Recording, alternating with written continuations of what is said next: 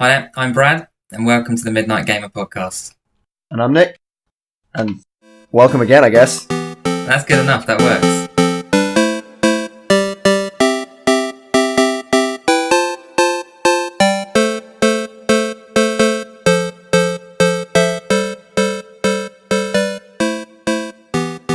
I like the kind of amateur.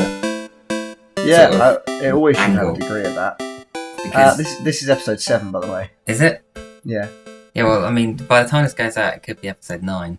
it's fine. Yeah, I wouldn't say it anyway. It sounds weird if you just go, welcome to episode 7 of the podcast. It's just unnecessary. We need to make sure we don't have an episode 13. Yeah, well, it's just, literally bypass it. Don't ever acknowledge we've bypassed it either. Just see if people notice. Right, okay. So, this week, I want to talk about Kickstarter a little bit. And I say Kickstarter, I don't necessarily mean Kickstarter.com. I mean kickstarting video games and the whole independent crowdsourcing. Because we're not being paid for an endorsement. Yeah, we also respect Pledge Music, Indiegogo, and many other platforms in a similar space. other Kickstarter platforms are available who are not called Kickstarter. I've had a bit of an up and down relationship with games that use the platform. And it all started from like 2013-ish, maybe 2012.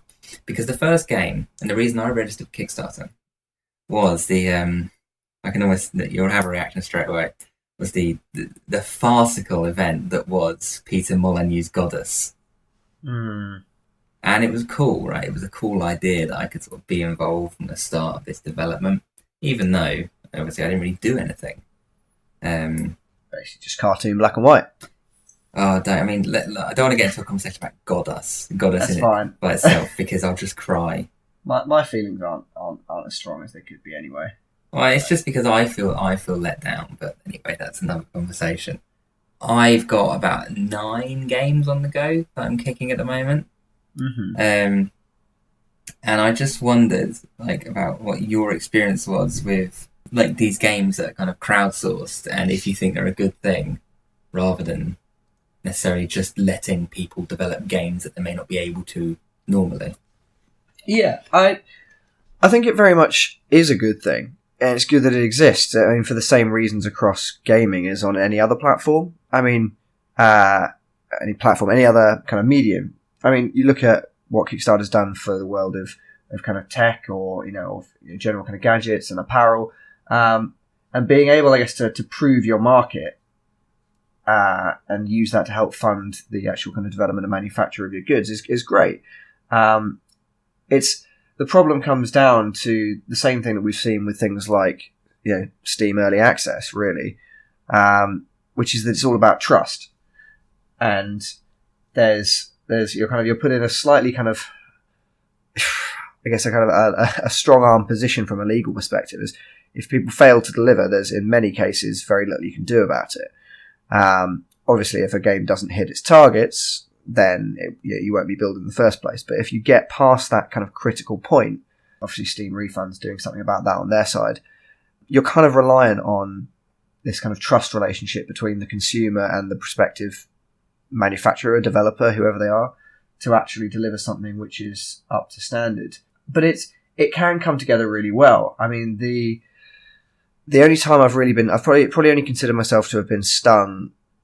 I say stung in quite a light sense, really, in 2 ways, or 2 occasions, rather. One was a game on Steam, which got my hopes up wonderfully, because you already know probably that I'm a massive fan of SWAT 4, or, the SWAT series in general, but particularly SWAT 4, which somehow still holds up today, despite being 12 years old now. It's another world, Nick. I know. Better times. So there was a game called Takedown Red Saber, if I'm recalling correctly, that appeared on Steam. And I got super excited because they had all these development videos around how they were going in and, into kind of, weapons testing areas, doing kind of perfectly modeling all the dynamics, etc., and trying to make basically a spiritual successor.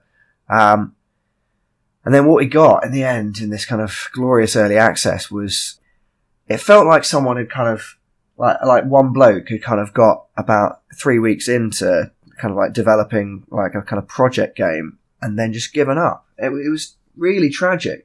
the ambition was all there, but the AI was some of the worst I've ever experienced in my life. The graphics were appalling, but that could have, come with time. I mean, SWAT 4 still, looks pretty damn mediocre because it's that old, but plays really well. So it was a real shame.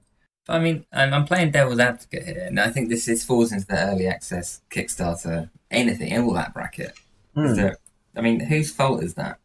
Because I've done the same thing where I've played an early access game, and it has actually been good or bad, right? But then, okay, I'm thinking about Prison Architect here. It's a good example because I played that game in its pre-alpha. God knows what it was because that game's in forever. But I played that and it was great, right? Really enjoyed it. And when it came out, it's still great. It's getting great reviews.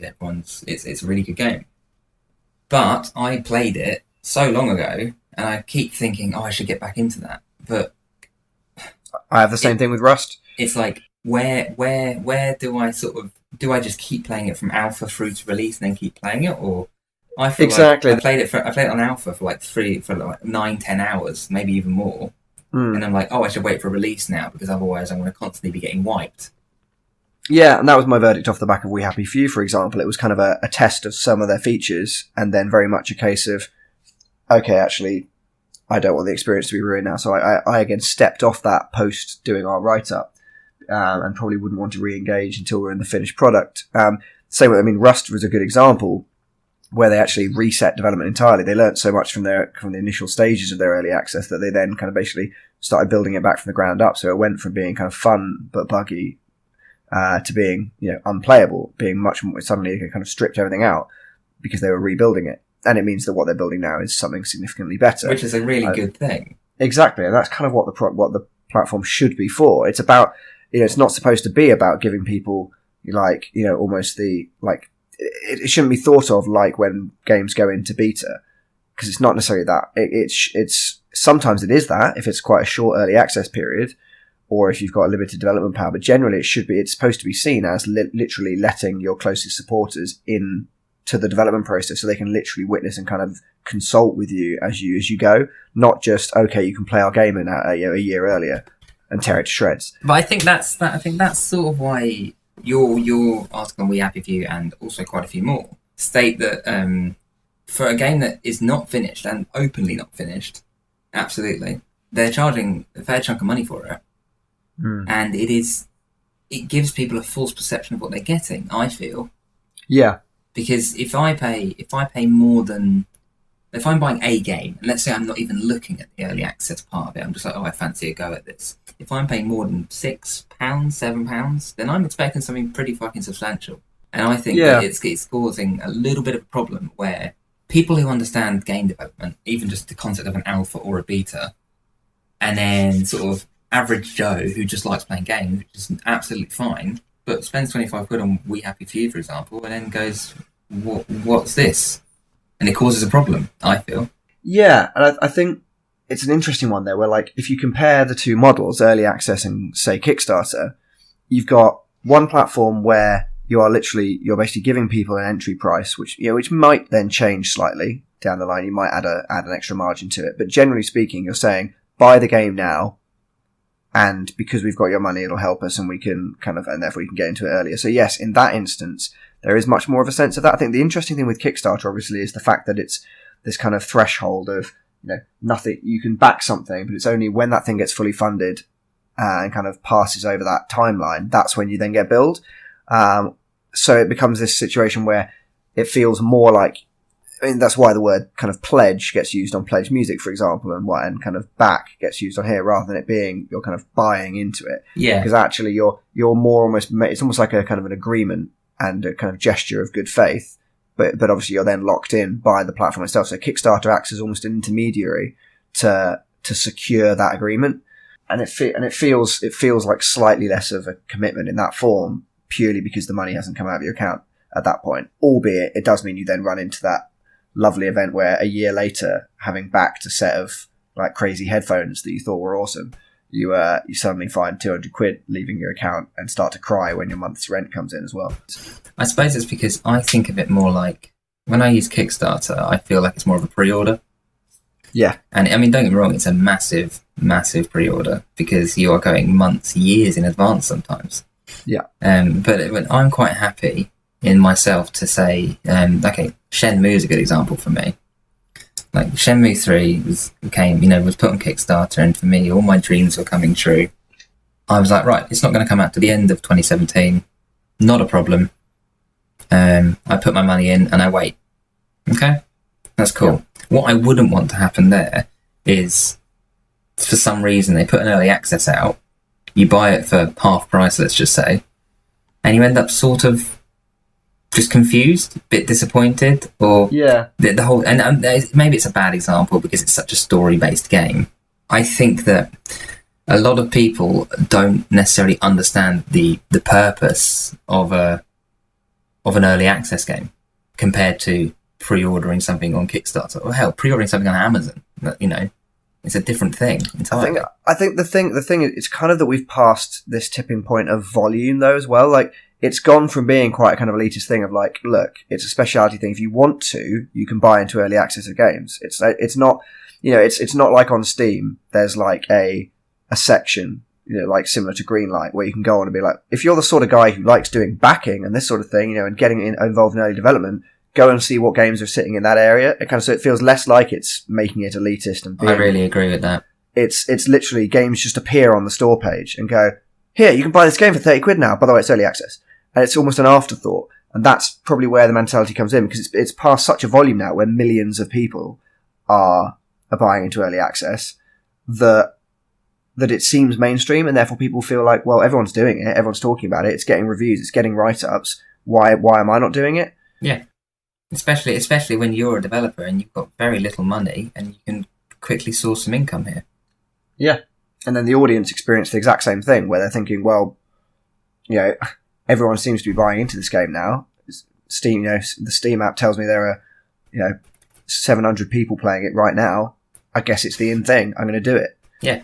One of my things, and this is where I think there's a nice little crossover. I'm going to use the example of ukulele here, because I think that's been handled very well. That obviously went on Kickstarter as the spiritual successor to Banjo-Kazooie. And, you Kickstarted it for a decent price. It got funded very, very quickly. But if you wanted to, if you were that sort of guy, you could pay a little bit more. And it wasn't much. I think it was like £7 or £8. And you could get into what they called their toy box, which essentially is like a little mini beta. Like a sort of muck around, a tiny level. And it's so that they can basically get you to test things for them, just see if you can break the game, just have a little fun. Yeah. And I think that's really nice, because if that's your sort of personality, you accept that you're paying more for it, you know what you're getting out of it, and for the likes of me that quite frankly don't have the time, even though I think it's really cool, I'm quite happy sitting at my sort of £10 or £15 pledge, and I'll wait for the game to come out. Thank you very much. Yeah, you've committed to something that you believe in. Whereas We Happy Few and many other games, they're not isolating that one, bring out their early access for a good bit of money, and then a lot of people just don't get why it's out now, and then end up just complaining about a game which, quite frankly, could become Game of the Year. As far as anything could change, the entire plot could change, because the story-based side of things, the intros and the bit where there's a bit of a continuity, like those are fucking ace. Yeah.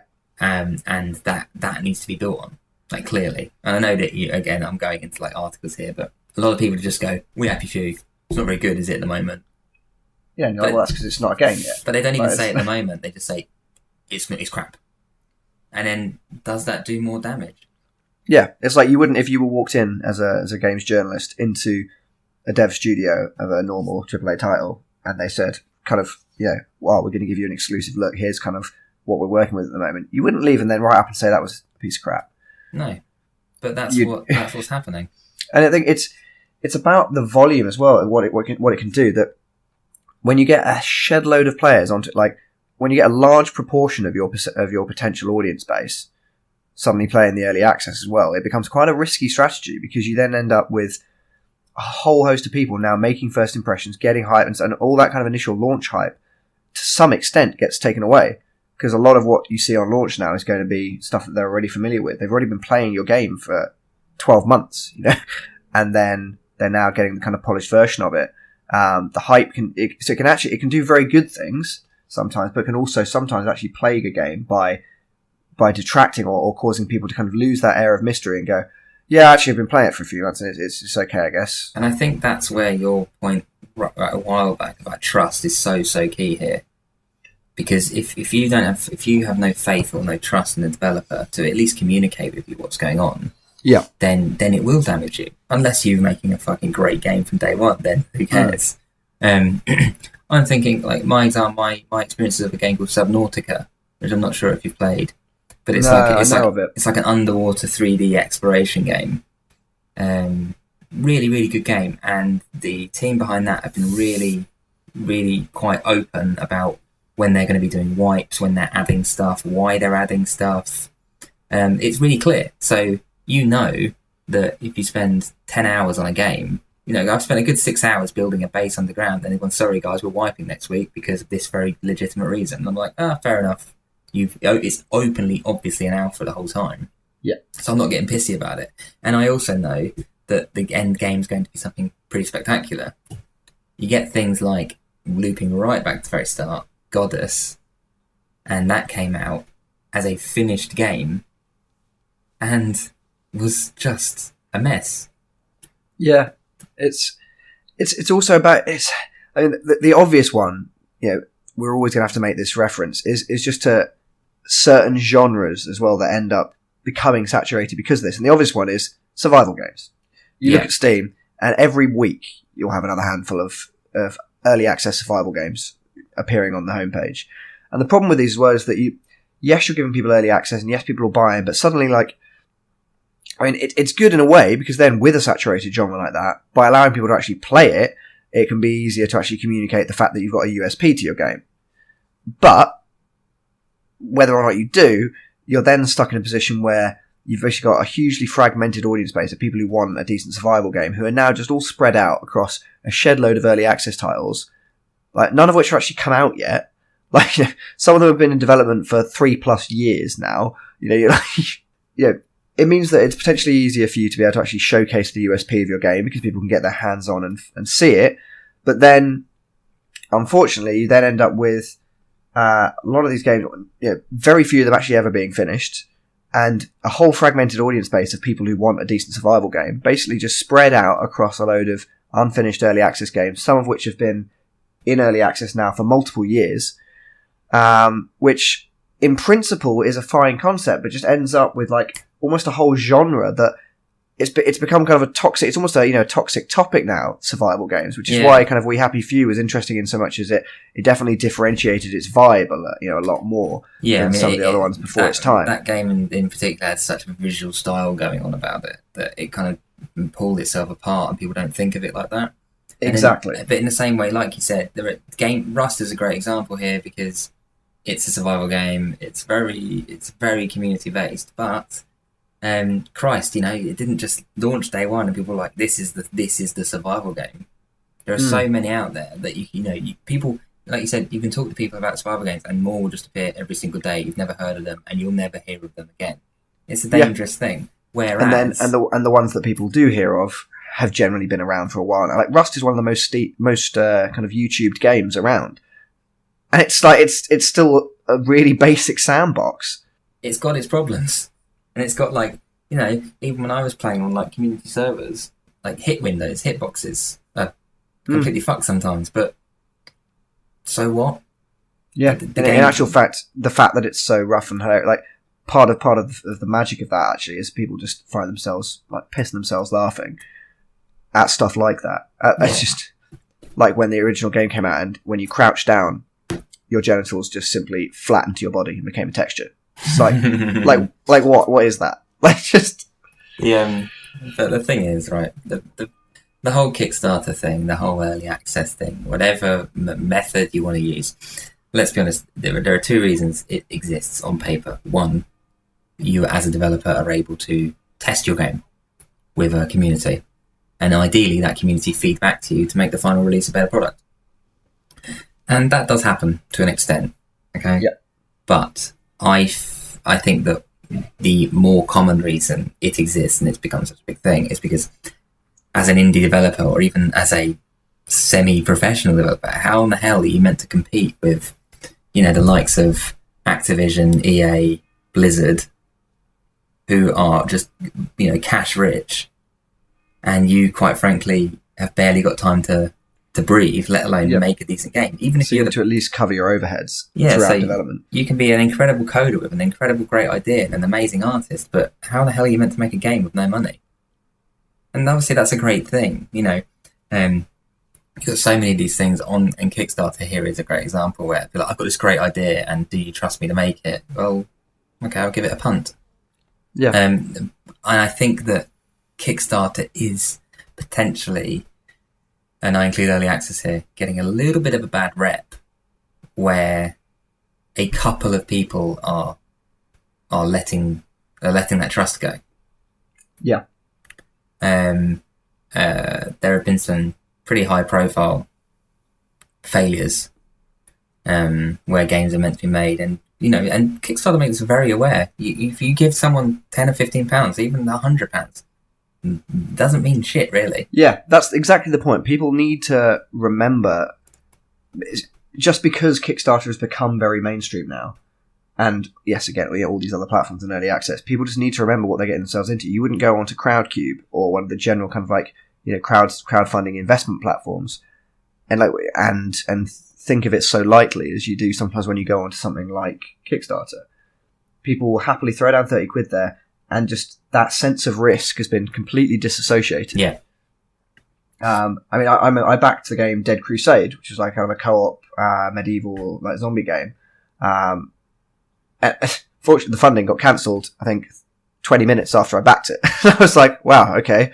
But did it stop me doing it? No. I've had, as we kind of talked about before we started recording, you know that I back a shed load of gadgets. I've spent more money than I'm comfortable admitting on random gadgets, some of which I've barely touched or used since, but I'm still glad I backed. But I've had dodgy ones. There was one originally branded Haptics, then R Active Touch Plus, which was like a kind of similar to the Leap Motion, a kind of device that allows you to basically map any flat surface and turn it into a touchscreen. Oh yeah.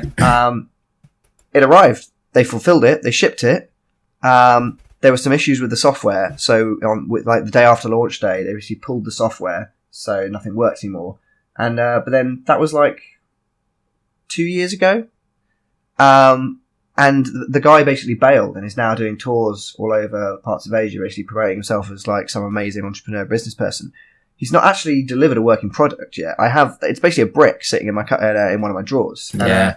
And, there's like an X 100 strong community page at the moment of basically people who, like, some of whom were coders who were actually working on the original project, and that sort of thing, along with the community basically, and like a GitHub and everything dedicated to trying to get this thing working. But it's been ongoing for ages now. Like, again, but I felt frustrated at him, mostly because it's not a case of he's failed and like gone, oh, I've got no money, this is like bundled, I'm really, really sorry. He just kind of went into radio deadlock and then suddenly appeared self-promoting himself. I don't hate Kickstarter for that, and it hasn't put me off, because I guess I remained conscious that it was an investment. And actually, of all the things I've backed, that is probably the one time I've been stung on my entire history on Kickstarter. And obviously I've got quite lucky, but it's just a case, I guess, of how you approach the platform. It's an education piece, though, because it's no different to investing in the stock market. It really isn't. No. You put your money in and, yeah, you could get a reward, or it could just go completely south and tough shit, basically.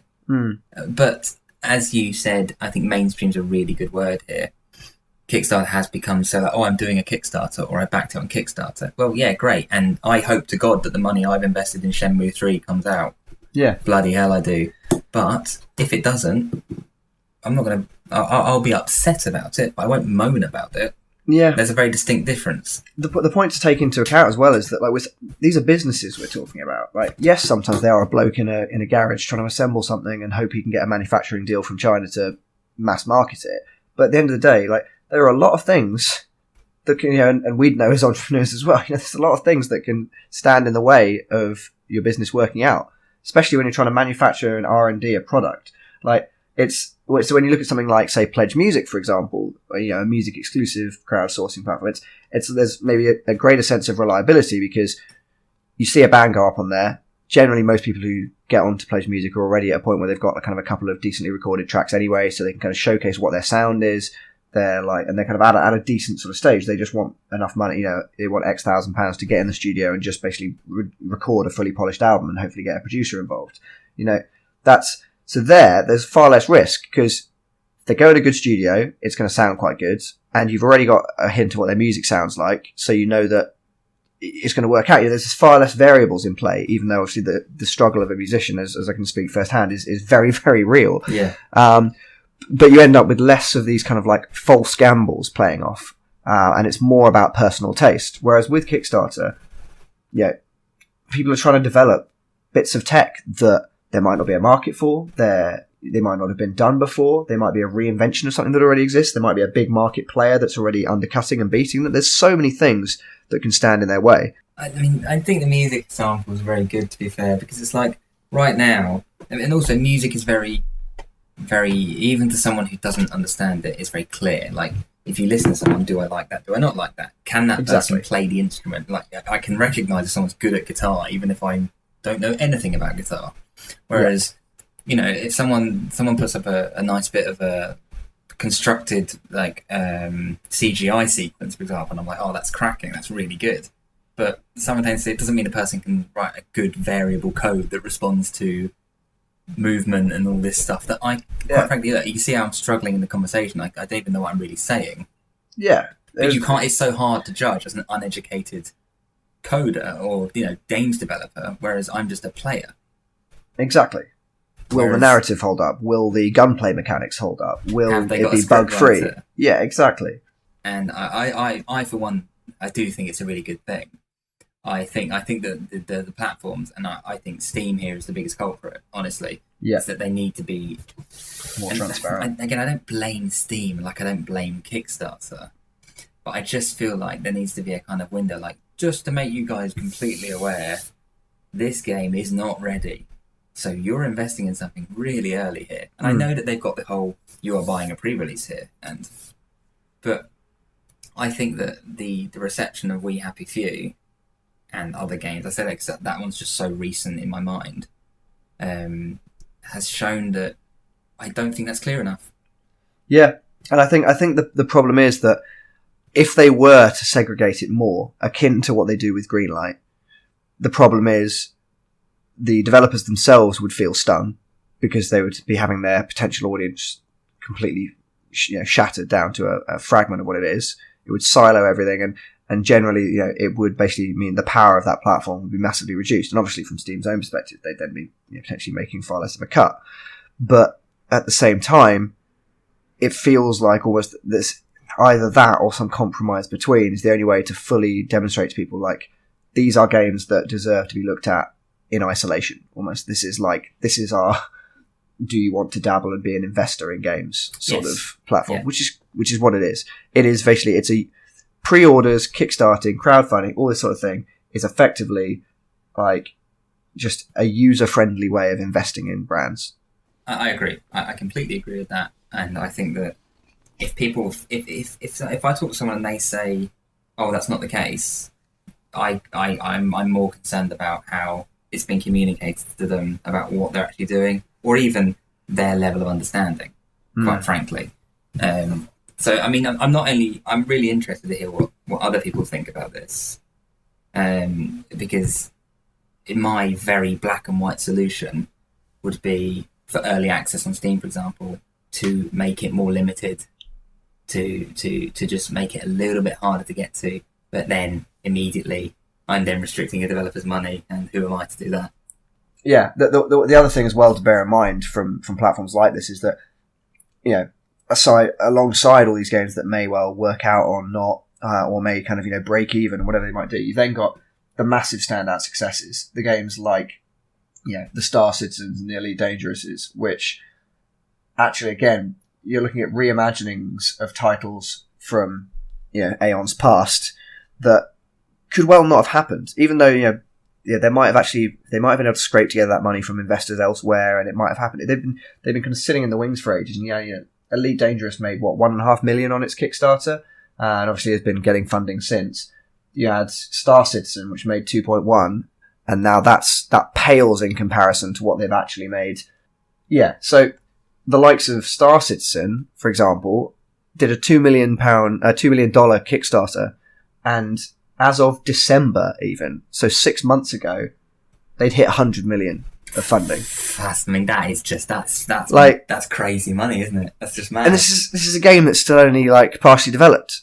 But again, I guess the trust relationship comes into play, because you're actually dealing with, in this instance at least, you're dealing with, someone who actually people have a lot of, you've got Chris Roberts, who people believe in and know he's delivered before, in the same way that, Elite Dangerous had Braben. So you've got kind of the trust thing has been reinforced there, but it's still crazy. Star Citizen is not something you can, that you can just leap in and have, all that much fun with at the moment. Yes, there's kind of the sandboxy playable elements of it. But like Elite Dangerous, obviously, I guess, launched itself straight, got itself to market much more quickly. Yes, it's lacking the kind of, the ability to actually get out of your ship and walk around and that sort of thing. Yeah, that's, still to come, hopefully. No Man's Sky, yeah. It's just interesting seeing those sorts of games where actually, yet again, almost the two big successes of that have come off the back of, again, it's genre matching. It's just an interesting thing that we've seen the same one that's become that kind of toxic subgenre we talked about before from the survival side is now almost becoming the hot topic of kind of like funded development, with Star Citizen and Elite Dangerous both being these like massive sprawling space sims, and now No Man's Sky, obviously much smaller team, and not a crowdsourced title, but again, one that's been picked up by the big hitters, in the form of Sony, obviously, to help make this happen and make it become a mainstream success. And it's just, again, it's all this stuff. It has its pluses and minuses, but it's a real interesting shake up to the industry. And we saw, right back from it's almost kind of goes back to this kind of ways of helping indies, and we've talked before about how powerful the Xbox Live Arcade and and obviously the PlayStation indie stores as well, and Steam as a platform for that, we're able to help empower small independent developers. And it comes with many downsides, but actually these platforms are, when I talk about these platforms, I'm going back to the crowdfunding ones. They are another step towards empowering those developers. So it's a case of where do you want to draw the line between empowering the customer and empowering and protecting the customer, and also empowering the developers. And I honestly don't think we could sit here all day and talk about this and change the way it works. It's never going to quite settle nicely, because we are essentially asking two different people who do not know each other to agree on everything. Like, the developer and the customer. This is an age-old thing that goes into anything that's not even games. This is just a retail problem. It's like, and it becomes down to what makes people more comfortable. And these platforms are developing. They are really, really changing. Even Greenlight, like a year ago, is not what it is today. Well, and look at the introduction of Steam refunds. Yeah, I mean, that in itself is an entire game changer. Conversation. Like, just the fact that you can... I mean, I've used it. I haven't used it that much, but I've used it. No, I haven't used it either, but I can definitely think of a couple of titles that would have. The only one that I did was purely from a technical thing. That was purely a technical reason I took it back. But it's really interesting. And I'd be really interested I am super interested to find out what other people think. And if they think we're completely talking out our arse, then slam us in the comments below. Please do. Please do comment below. Let us know what you think. If you think Nick and I are completely wrong, then slate us. Please go ahead. I'd love to hear from you. To find out more and to follow us, please visit... Oh, that was shit. Please visit... what's our website again? Please visit ign.co.uk. Shit. Stay in touch. Visit our site at www.themidnightgamer.co.uk, where we cover all of our podcasts, reviews, news, features, and a ton more stuff. And of course, like and subscribe. Oh yeah, I always forget that one. It's important. Do that. See you soon. Bye-bye, guys.